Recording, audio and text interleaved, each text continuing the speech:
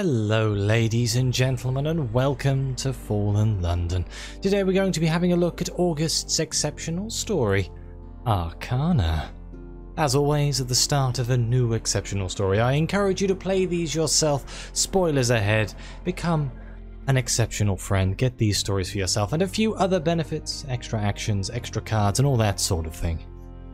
But without further ado, let's jump in. I'm quite excited. This is apparently about tarot cards, and I quite like tarot.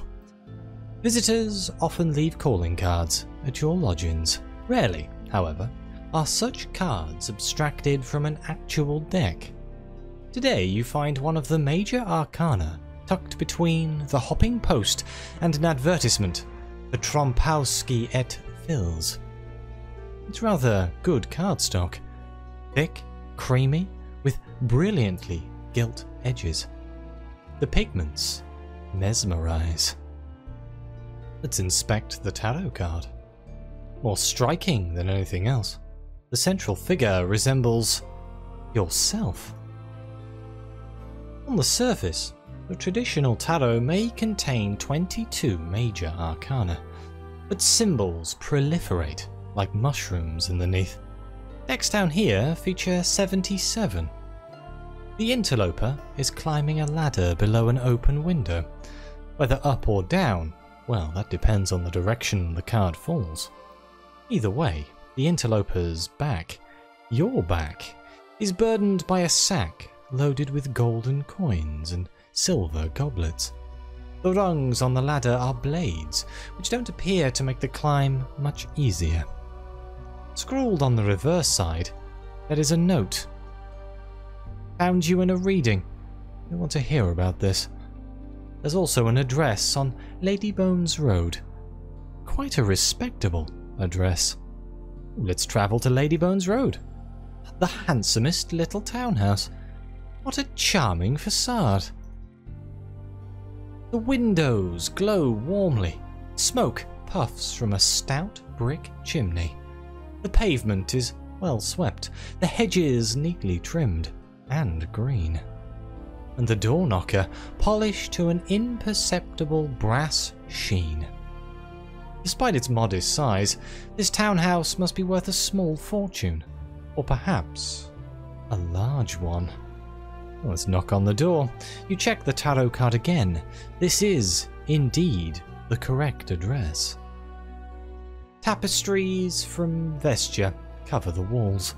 Carganian carpets line the halls. You're escorted through sitting rooms and parlours filled with velvet couches, beaded curtains, urns, antiques, potted plants and cut flowers. Taxidermy ranging from the leopard to the leech. Grandfather clocks, astrolabes and hourglasses. Surrounded by mounted skulls and crossed sabres, other guests are playing poker as they drink champagne. Is that Madame Porotsky? None other. The false prophet of Lace Whisper Street folds. An enlightened glazier ups the ante while a card-counting tabby licks a paw. They're too engrossed to notice you, but the croupier raises his glass. Right on time, he says, taking a sip. Never without a beverage at his elbow, the thirsty croupier shuffles and cuts cards. There may be other people in the room, but when his gaze is trained on you, it feels as though you're alone together. Somewhere in the shadows, a clock ticks. Coals settle in a smouldering fireplace. Lacquer masks peep over your shoulder from the walls. Well, let's discuss the tarot card. This version of the interloper has your face. What does it signify? Sometimes the cards are esoteric, sometimes they're not. Looks like you, doesn't it? And here you are. Welcome, interloper. The thirsty croupier takes your face and shuffles it back into his deck. Nowadays, you're always in the cards. So is everyone's favourite naturalist. It's hard to get a reading without you two in the mix. This time, by some miracle, he's uninvolved. Madame Porotsky snorts, and the false prophet suppresses a giggle. Ignore them, says the croupier. They're not in the Dillman Club. Thankfully, says the false prophet. Contemptible little group. Now, darling. Envy doesn't suit you, chides Madame Porotsky. This seems to be tying an awful lot back to the evolution story. Well, let's discuss the Dillman Club. How deeply involved is the Thirsty Croupier in the club's activities? With your activities, you mean? Don't worry, schemes aren't my style. I prefer to sit back and watch. Leave the grand plan to other members. But if they want help, I provide. Ledgers, for example. Liabilities. I keep the club accounts right here. He taps his skull with a finger. I'm good with numbers, statistics, odds. Betting odds, says the false prophet. He's a glorified bookie. The Dillman Club likes to gamble. Someone needs to weigh the risk, the croupier replies. If the stakes are high, they consult me, and I consult the cards. Let's discuss the game on the table. The card-counting tabby appears to be winning this round. Just a friendly game of poker. We play every week, says the croupier. And that tabby cheats every week, says the enlightened glazier.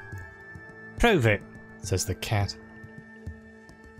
We've been over this. Proof has no quantifiable definition in a world whose bounds are delimited purely by the subjective and therefore illusory metrics of each individual mind.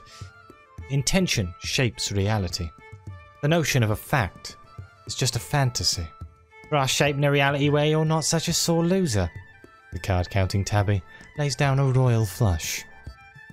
Let's discuss the future. Most croupiers aren't famous for reading tarot.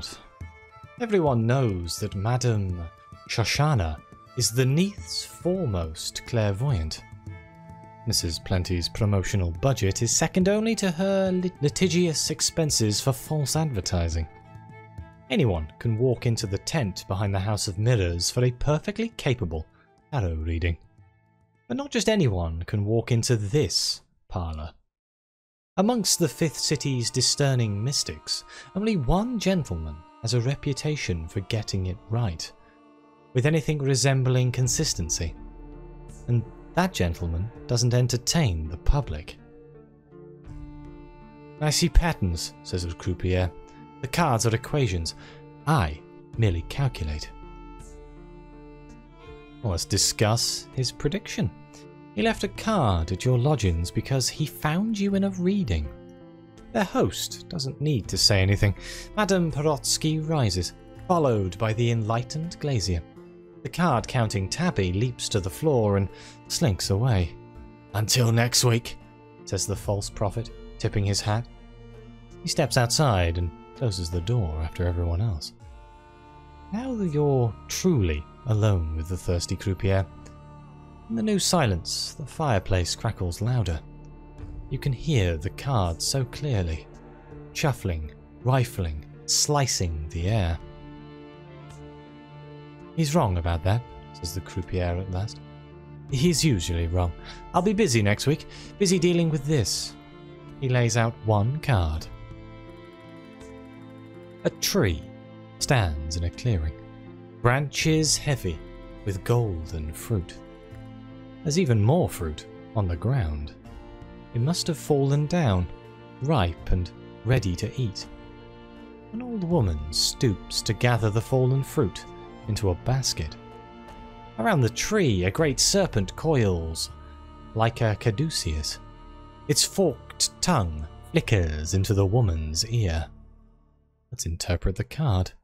The Ace of Staves has another name. Sometimes it's called the Garden.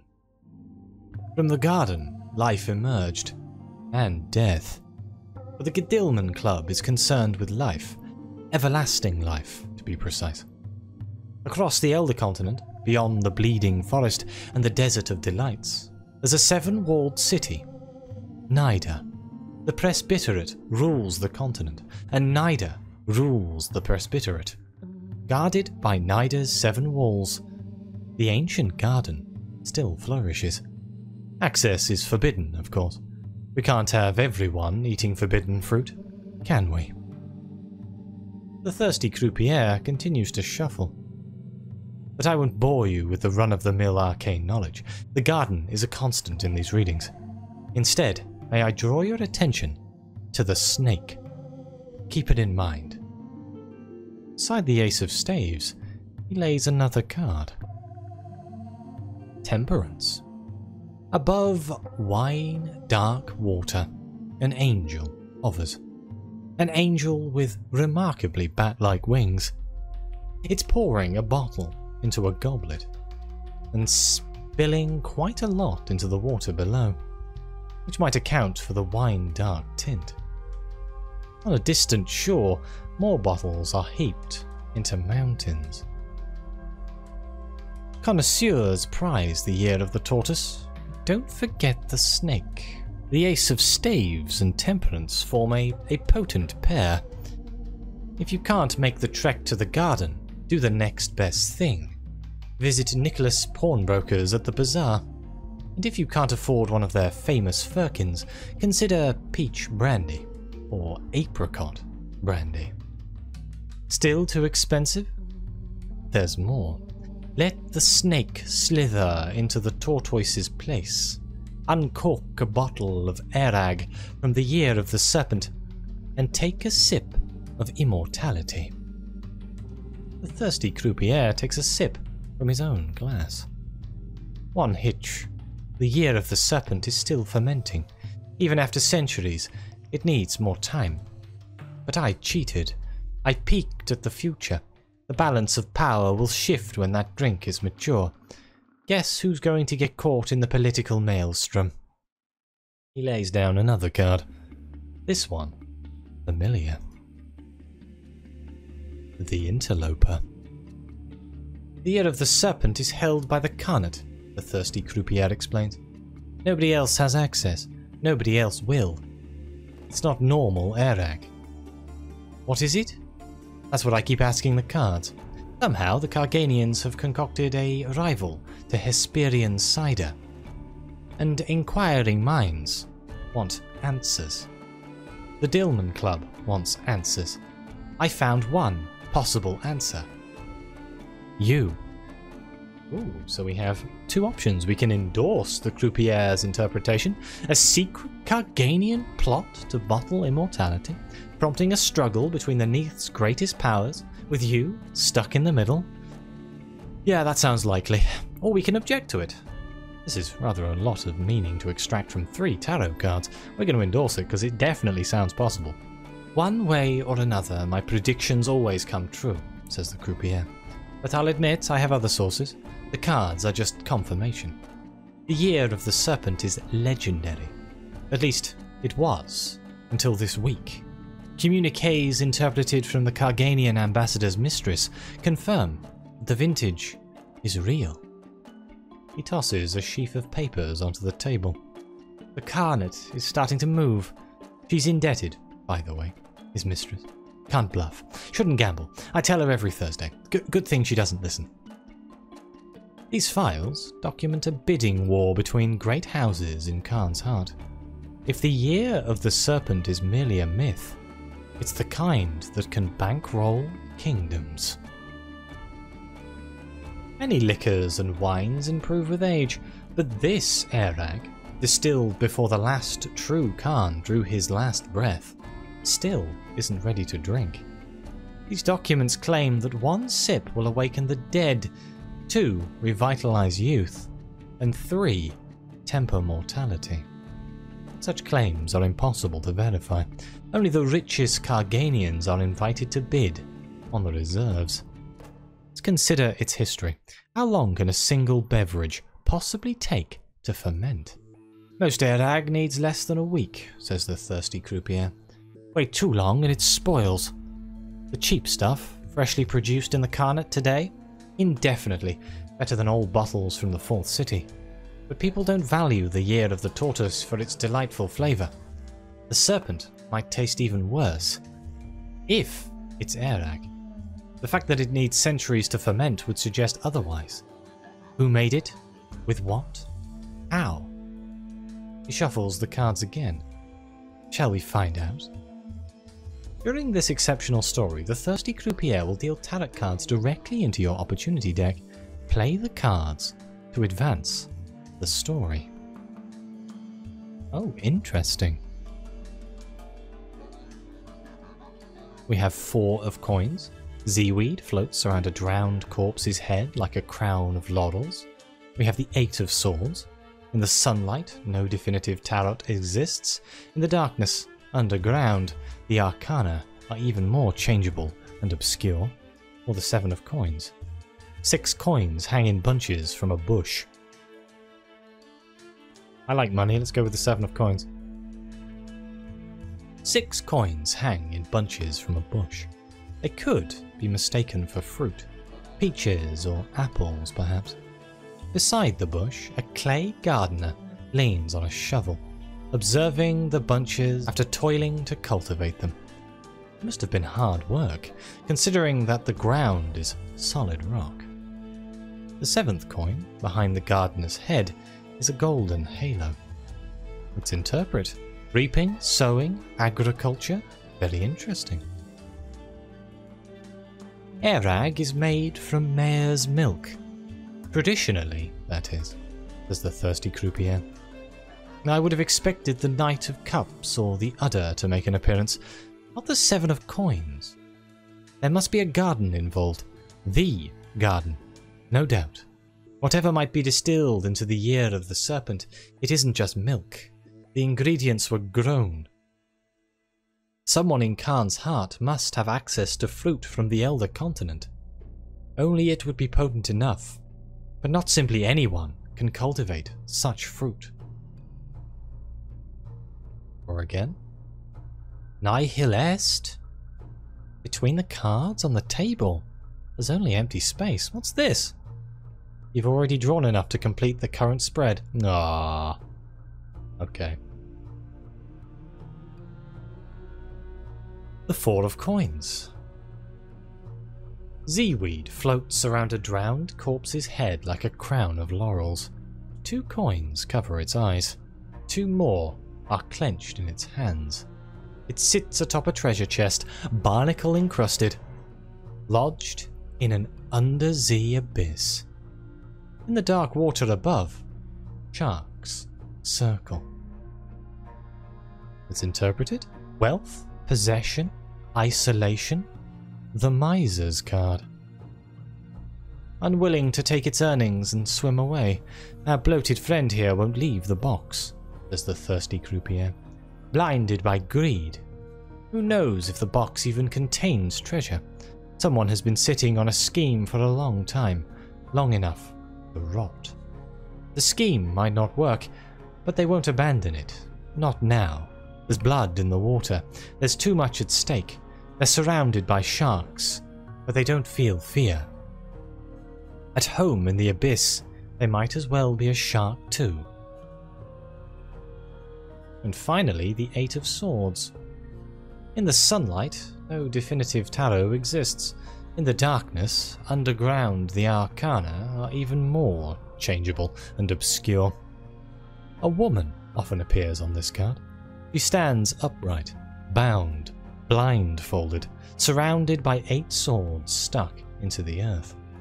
But underneath, the 8 of Swords is sometimes called the Bandaged Man. Paralysis, imprisonment, debilitating health. This one's a lark. Not every deck's the same, says the Thirsty Croupier. My deck isn't always the same, but today we've got the Bandaged Man. Not a good sign. Note the swords stuck around him in a circle like a cage. He's trapped, apparently. But he could walk away, if he weren't trussed up like a tomb colonist. Hard to move, isn't it, when you're a mummy? Old bones, dusty brains, exiled to Venderblight. You could sail back to London, but you don't, unless something enlivens you again. Like a powerful drink.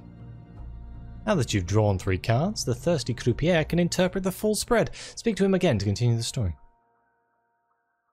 Okay, let's interpret the full spread. He drinks champagne as he interprets the tarot. He must be quite thirsty. Indeed, to pour glass after glass. He must have an outstanding tolerance too.